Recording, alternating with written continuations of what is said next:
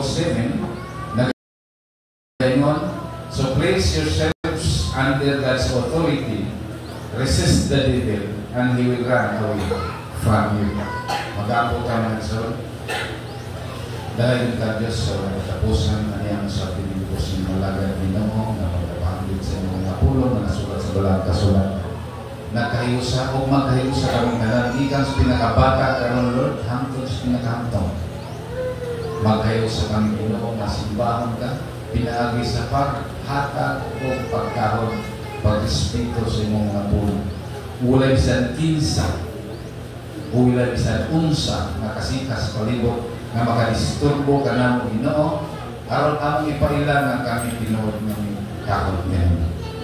Gamita kini mo simula Ginoo, pagpamagba, dako kay kapusranan kung magapamuhat ka, pinabis gahong sa Brang Santo, ipapunsa na ng Ginoo kaalam, kanako Lord sa pagpanon Ginoo. Tungkol kay ikaw lamang Ginoo ang makahimo, diha kanimo wala posible. Kung hatagi kami, kalipay, karon Ginoo, nga makabaton Lord, ug mensahe gikan kanimo Ginoo, kami ng mga ang misalit, ito yan kanimo tanan sa ngalan ni Jesus. Amen. Okay. So, sa Tagalog may isang, Santiago 4:7, kaya't pasakop kayo sa Diyos, labanan ninyo ang diablo, at siya ay lalayo sa inyo. Hallelujah. So, ang tema, magkasuhan, the active power of Christianity. Doon na rin power na hindi active, doon na. Atong tanawang pero. So, number 1, know your enemy. Sa diha mo away si Pacquiao sa iyang kontra, doon na gigahin niyang pila kasimana o bulan nga iyahang lantawon unsay away, unsay picnic sa iyang kontra, karon maestudyuhan niya panahon sa kumbati diha sa rin. Kita usab mga kastohanon mga kaigsunan, doon na tayo kawan, kinahanglan mahibalo kita unsay mga strategy o labaw sa tanan, mahibalo kita kinsa atong kaaway. Dili ka ng imong misis, dili ka ng imong mga anak, dili ka ng imong bana, dili ka ng atong silingan, dili na mo itong kaaway minsan. Ingon sa 1 Pedro 5:8, ang inyong kaaway, ang yawa, ingon sama sa usa ka nagdangulog nga leon, nagalibot-libot sa pagpangita o tukunon. Hello? Pwede nga naara ang kaaway sa palibot nimo. Pwede nga naara sa panimalay. Pwede nga bisan sa sulod sa simbahan ang kaaway. Doon namin daw pasiyaw ng wali at mga lunggan. Nakuyo ko ang Ginoo ng yawa. Ingon ko na hampog ko nun yawa. Ginoo, tanaw na ito, kinsay daghang tao, ikaw ba o ako? Ingon ang yawa. Sige, dahil kung ka dito sa bulangan, please ko ka. Ingon na yung yawa, tanaw daw Ginoo, nabay tao din. Ingon yun ang Ginoo, wala. Ingon na po ng Ginoo nga tala, at tuta sa simbahan. Tanaw na ito, nakapagkitaw nito. So, ato kung sila simbahan. Tanaw ayaw. Nanimba sila. Ingon na niya, tatagay sa Ginoo ha. Ito ay natulog. Ako ito. Ito ay ka-email, ka-cellphone. Ito ay ka-Facebook. Ako na Ginoo. Tanaw na ito Ginoo. Narinig ako sakop sa yawa bisan na sunod siya. Sa kakatinuod din ako, istorya naman ito. Pwede nga naara ang kaaway sa palibot nato, kay sama sa siya leon na nagigubibot, na nagmulog, nga makita, nangitag matukok. Okay? No? Our adversary, the devil, he is Satan and his demons, they are evil spirits. Mga dautan silang espiritu like a roaring lion. Satan's hidden agenda according to John 10 verse 10, miyani siya sa pagpangawat. Karon mismo, nanginguha yun siya mismo karon, nga kawaton niya ang imong atensyon, aron dili ka maminaw. Karon mismo, naninguha siya sa pagpatay sa imong mga pangandoy, sa imong kadasig. Karon mismo, naninguha siya sa paglaglag nimo. Dili na tuliyan, maugin na siya, hindi na agenda, dili ka kasabot, tingala ka nga naluya ka, nawala ka sa paglalag. Inaman kasabot ka sa mga sa atong kawal. So how to get along with your enemy? How to get along with enemies? Dua ka klaseng enemy. Kanang tao ka enemy, mo na diskutan sa Biblia, ang atong igumaon. Pero kanang enemy na itong ang yawa o daw kang espiritu, kinahanglan makasabot ka, nga mugamit ko na siyang mga tao. So how to get along with our enemies? Are you listening? So ingon diha sa Matthew 10:16, aniya karon ginasugo ko kamo ingon nga mga karnero sa taliwala sa mga lubo. Hala. Dili day kalikayan mga kaigsunan, nakitang mga Kristohanon, pwede ta magpuyo, taliwala sa mga lubo. Saan ang lubo? Mauna ang mga tao nga gigamhan pa sa datang espiritu. Unya, ining mga lubo, mahimo usap nga ang magtakuan siya murang karnero. Mina mo? Hello? Kung dili kakatik ini, malimbungan ka kay ang lubo ulit so, nasulat diha sa walang kasulatan na pwede po siya magtakuan, mag-ilis o sama sa karnero. Munang dili ka kumpiyansa sa pag-alagad kaysa ang atong kaway naglibot-libot ra sa atong palibot nangitag matukod.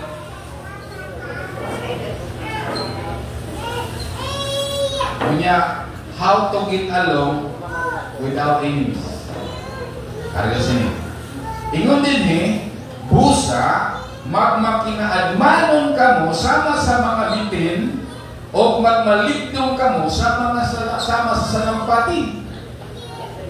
Kaya naman ka taliwala, alabi na ako dire, natin po taliwala dire. Muna nga, istudyuhan ko yung bahay kung saan ako to how to get along with the enemies. Ingon dire, magmakinaadmanon, be wise, like a serpent, be humble, harmless, innocent like a dove. Listen, Jesus uses a simile, a figure of speech, to advise being wise as serpents. Nga naman, mingon man si Jesus nga, pag mag-ialamon ka mo, sama sa bitin. Ang bitin zone, hilong mo na. Pero wala na po sa doon ng paggamit ni Jesus ng simile. Nakita mahimong kay kining paggamit ang bitin magsoon, literally ang bitin wala mag-inis ay alaman kung saan magpalimbong kay manana para mana. Hello? Pero gigamit ni Jesus ang mao nga figure of speech tungod sa kinaiyahan sa usa ka bitin nahilom ra ang iyahang paagi ba? Naalala ba mo diya tanan? Panara diya. Karena bang dili kay tagaw-tawang bitin, hilom ra ang iyang paagi. Ang gusto sa Ginoo nga makabaton kita wisdom sama sa bitin, dili magbilitin, dili magbudhi, kundi sama lang sa bitin. Kunya mahimo kita mapayusanon na humble, innocent, harmless, like a dove sama sa salampati. Unsa man imong pasabot sa Ginoo ani? Listen, pwede ta na mahimong marot, pero dili ta ng limbong. Masam na marot, pastor. Muna short term sa marunong. Pero ang pulong ng marot, negative mo na. Maroan, itawanan, marot, marot. Di ba negative ng marot? Pero short din na siya sa pulong ng marunong. So we can be a marot, pero dili ta limbungan. Amen ba? Muna ikot pasabot ang lekson. Mahimong tamarot pero dili manglimbong. Gikinahanglan na magpabilin kitang humble, harmless, and pure. Pero dili ta magpalimbong. Dili ta magpa-scam. Kunya dili ta magpailag. Muna ito pasabot anang, be wise like a serpent, be humble like a dove, magpabilin ikang putli, magkinabuhin matarong, upright. Maunay gusto sa Ginoo to get along with the enemies.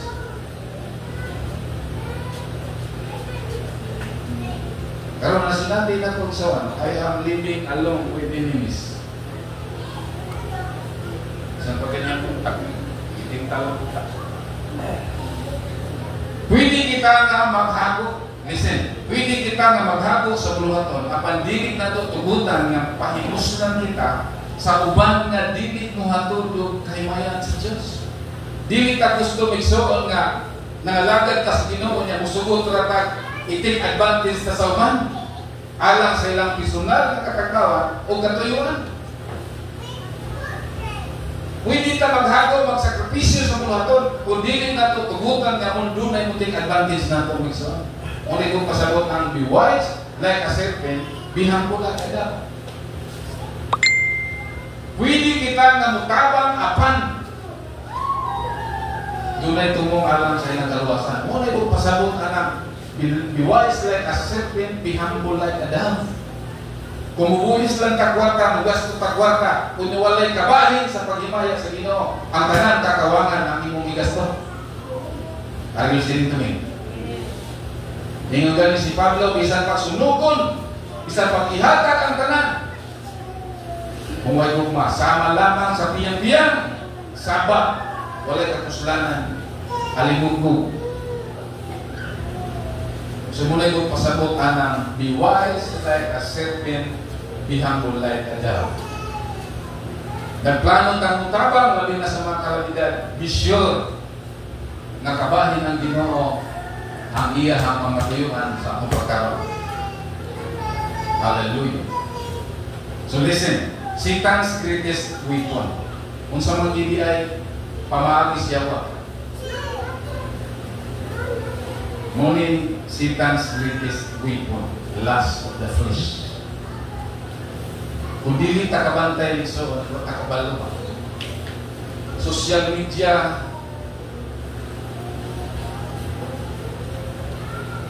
daghan kayong viewer bisan mag kanang mga kabastusan yan na sa social media, daghan kayong viewer, pero magwali ka wala. Anong kagat ng kayo ang publiko sa mga siksik tungod kay ang espiritu siyawa kanunay nagapamuhat sa gitawag og lust of the flesh.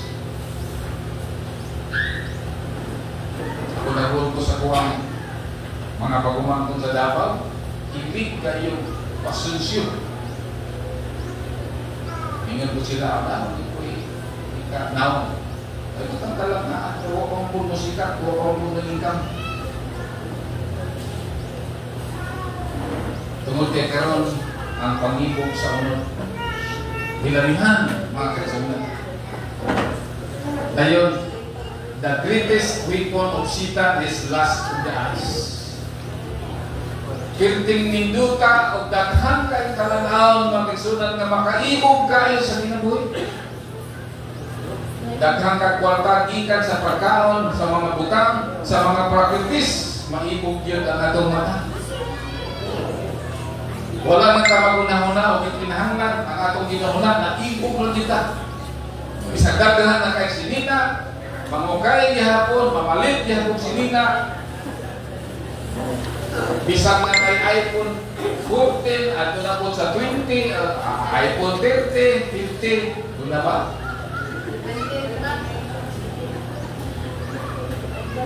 Tungod kay ang pamagi sa yawa, maibog ang atong mata. Tagaan ta niya glass of the eyes. Ligawon pirminti sa kaaway ang atong mata. Aron dili ka kalantaw sa mga butang nga lalindon. Kailangan makasabot tayo sa dayon pride of life. Grabe ning pride mga sunan. Abin niyo ning pride mga sunan. Mao gini nakahulog siya. Dili siya tanti mo paguskus siya mutupong sa Ginoo. Ang pride ko nyo magsun, ego, bisan pa, makabalo siya, insakto ang iyong istoryahan. Maningkamot siya, nga dili tuuhan, tungod sa iyang darbo. Bisan pagpadaygan nimo nga mo ni giingon sa Ginoo sa Biblia nakasulat tungod sa pride mo ariba kining tanan tungod sa pride. Grabe ng pride mga kisunan to. Mo ning tulo ka greatest no ipon sa yawa nga kinahanglan kabaluta kung saon pagtuntog kini mungson. In 1 John 2:16, because of that which is in the world, the lust of the flesh and the lust of the eyes and the pride of life is not of the Father, but is of the world. Satan's greatest trick isn't making bad people worse. Hello? Mas muna ko. Ang trick sa yawa, dili niya himuong ang mga tao niya na worse. It's making good people think they don't need to learn the Word of God. Maningkamot ang yawa nga ang mga tao mo feel good lang dahil di na kinahanglan ng pulong. Tanawa ng mga tao inila tinamod.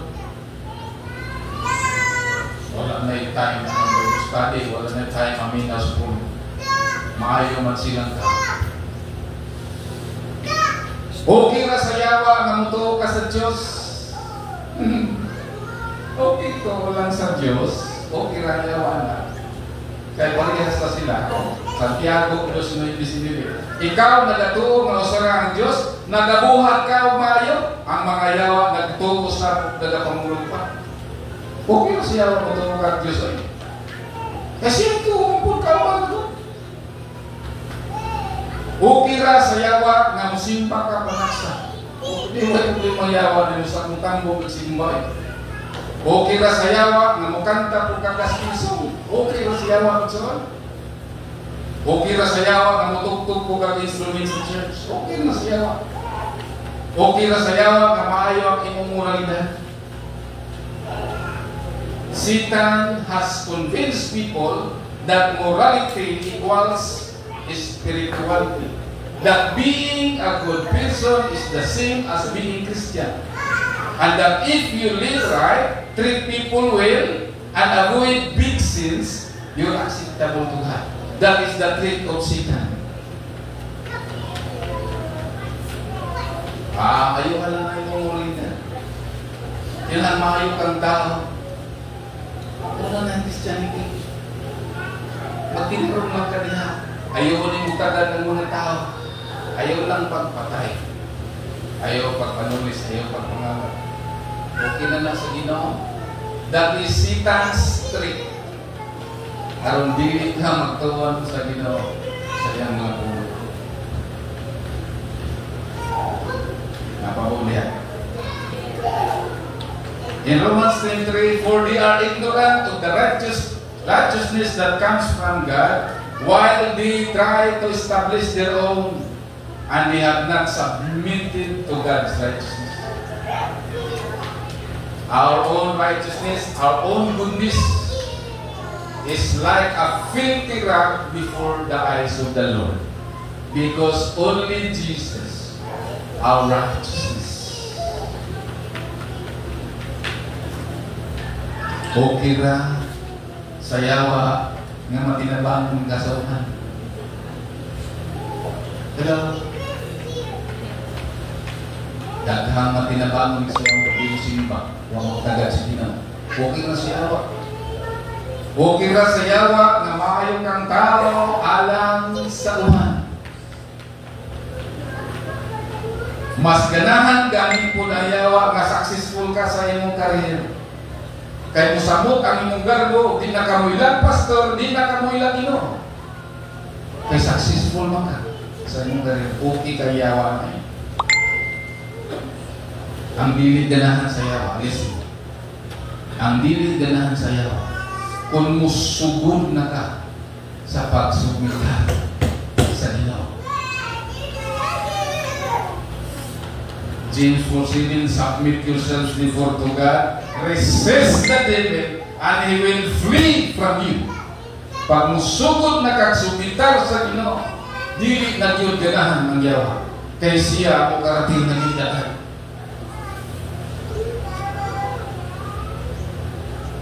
Using the name of Jesus. Matod pa sa buhat ni Sinoy Bitrisi, apan may mga libog suroy ng mga Huliyo, usab ng mga eksorsista, misulay paghingalan sa ngalan sa Ginoong Hesus, alang niadtong mga espiritu nga datang nga nagaingon, nagsugo ako kaninyo tungod kang Hesus, nga gimantala ni Pablo, ug mitubag ang espiritu nga datang, ug niyon kanila nakaila ko kang Hesus, ug nakaila ko kang Pablo, apan kamong kinsa man kamo. Bisan pagkabalo ka, musulti sa ngalan ni Jesus. Bisan paggamito nimo ang ngalan ni Jesus, dili sa epektibo. Kung yung basahan sa unahan, ang buhat ni Sinoy Bitrisi, nagkahubo-hubo sila panagan. Sulay sila gamit sa ngalan sa Ginoo. Dili ang tanan makahimo sa paggamit sa ngalan sa Ginoo epektibo. Kanus mahimong epektibo. The most effective weapon for a Christian. Listen, folks. Submit yourselves to God first.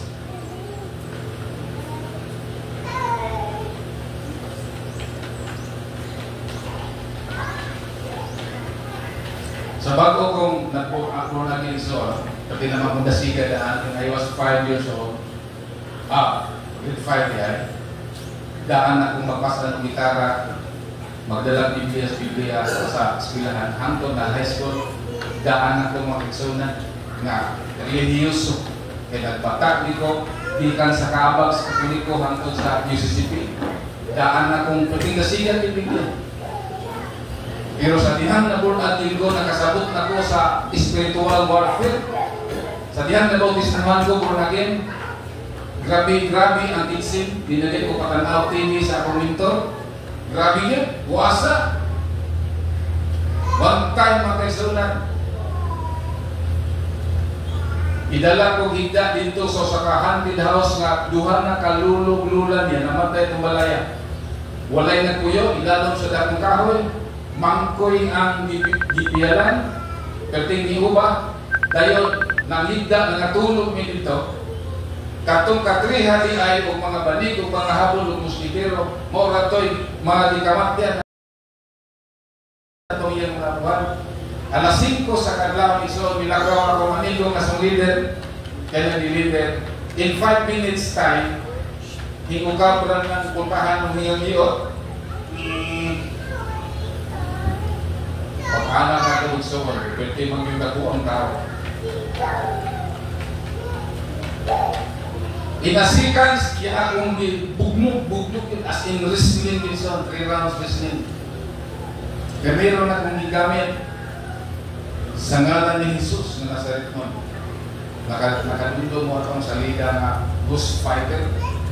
Mawagi akong nanulaboy zone nga ilabay sa zone. Sa ngalan ni Jesus na nasa ritmon. Pero in seconds, naghabulos mas hinga pa, mas hingkusgan pa.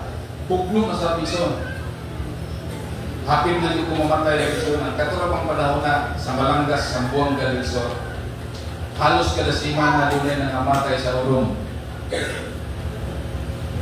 Taon-taon, yung tingkusugan ni Bison, mas kusgan pa sa unang round. Namatigdan ako nga ako magsuon, biyak na sa lawas, o nakita na ko kung gagawin ng espiritu na nagtulong niya itong dako kaya itong makasunan. O kung sa'y ipahinungdom sa Ginoo nako, gamita ang ngalan ni Jesus na nasa ritmo kung iyang hamilin ng dugo. Pagsulti nako sa hamilin ng dugo ni Jesus, ayaw pa siya makisunan, ilabay, huwag naging pumalik. Dili ko na ko mahimo o wala ko nabunagin, wala ko natusakit, huwag ko isubmit sa Ginoo. Nahitabo ito sa una sa tanan tungkol kay misubmit ko sa Ginoo sa unang higayon. Submit yourself. This is our greatest weapon as Christian. Submit yourselves to God first. Kung sa man ang submit, hindi kasi humble yourself. Magpaubos ka sa inyong problema. Hindi kasi kill your pride. Then surrender to God. Hello. Daghang nalagad dito sa Ginoo, huwag pa rin mo surrender sa Ginoo.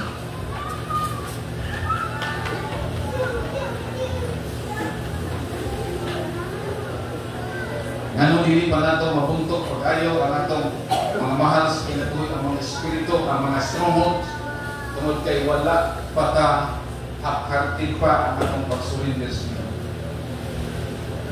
Submit to your church leaders. Monit pinaka-importante nga usahay malingkan. Spiritual of giving rebellious ng isang rebellion. Kung dapita isang kahibal kung kita mo doon ang espiritu ng rebellion. Monit nagkatak-katak ng mga Kristohanon ang naghikaging ng palibot, hindi na kayo ito buwalik.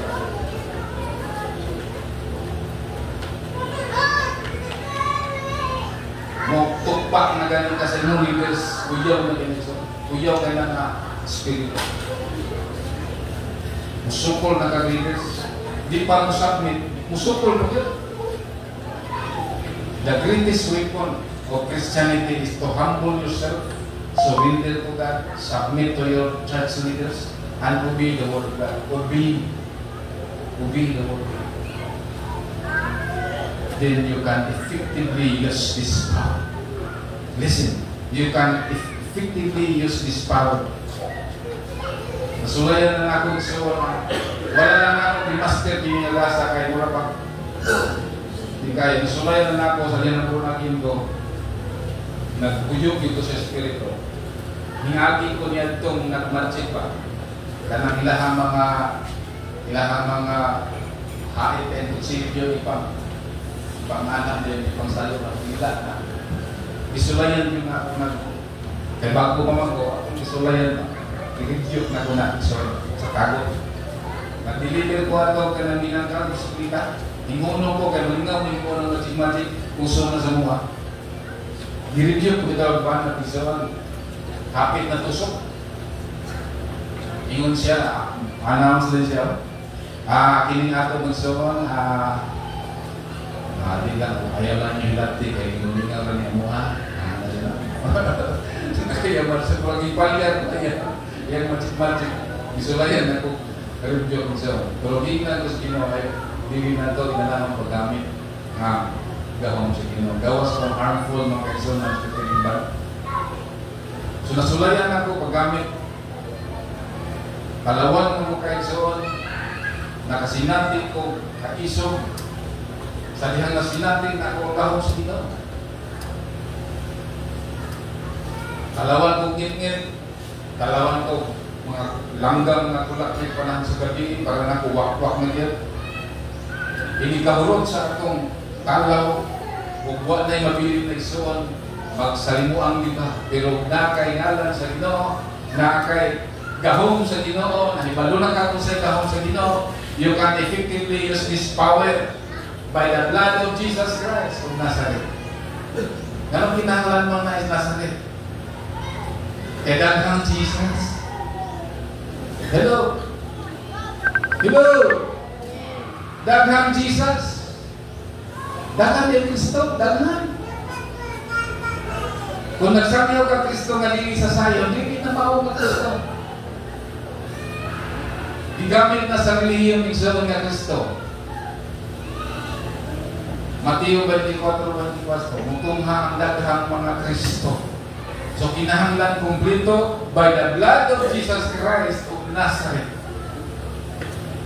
Mo na nasinati na kung the most effective review nga sa pagkakaroon mga kaigsunan nakasinabi ko encounter nga daotang espiritu nga makapanugyan ko sa gulingon o akong barugan, ako bangon ng daotang espiritu o gamiton ang dugo ni Jesus. Jesus nga Nazareton, kung nakasigurado, nakasinati, dili pagtuon lang siya, nakasinati ko, personal na kasinatihan, damanan kining maong nawipon.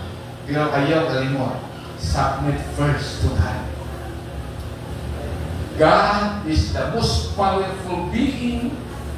Then if you, kung undergo ka sa iyang payong igsoon, kabir ka niya, o doon na kay dahong, sa pag-resist sa yawa, o sigurado yun, nga mo kalagin siya. Ang atong part is submit to God. Ang atong part is surrender to God. Doon ay pastor ni Uban na itong nabuang sa mga usong nila sa mga sa una. Ipagsudlang Espiritu na doon na ganyan, nabuang sa mga nga, hingkating na sa hinutaw na ba? Uban ng pastor. Pag-review niya na, ingon dito pumbuang, ikaw, nagawa ka ba mo sa mga asawa pag ikaw? Dala na sa pastor ulit. Kung kita na kumagawin yan, hindi pa sa lupan kay mamuhang kong yawa na, sa lupan na paganda.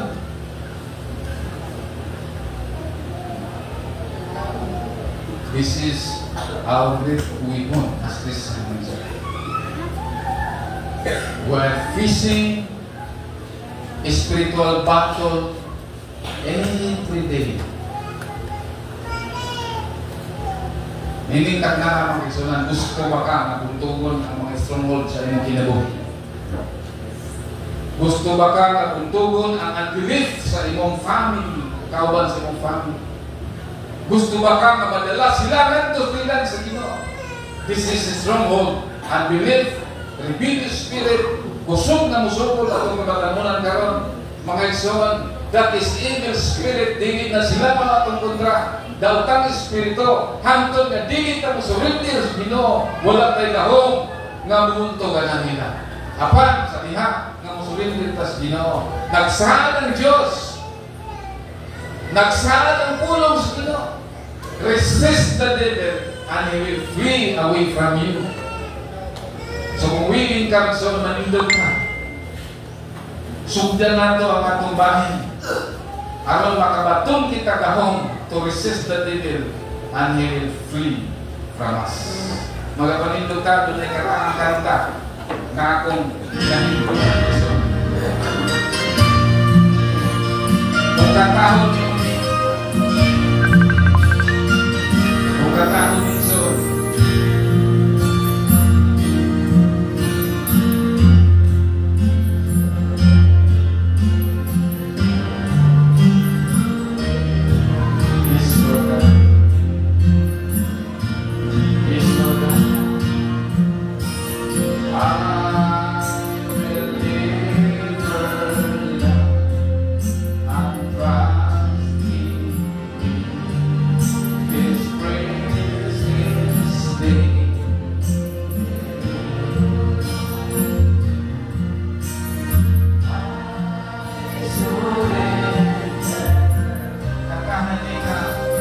Matino na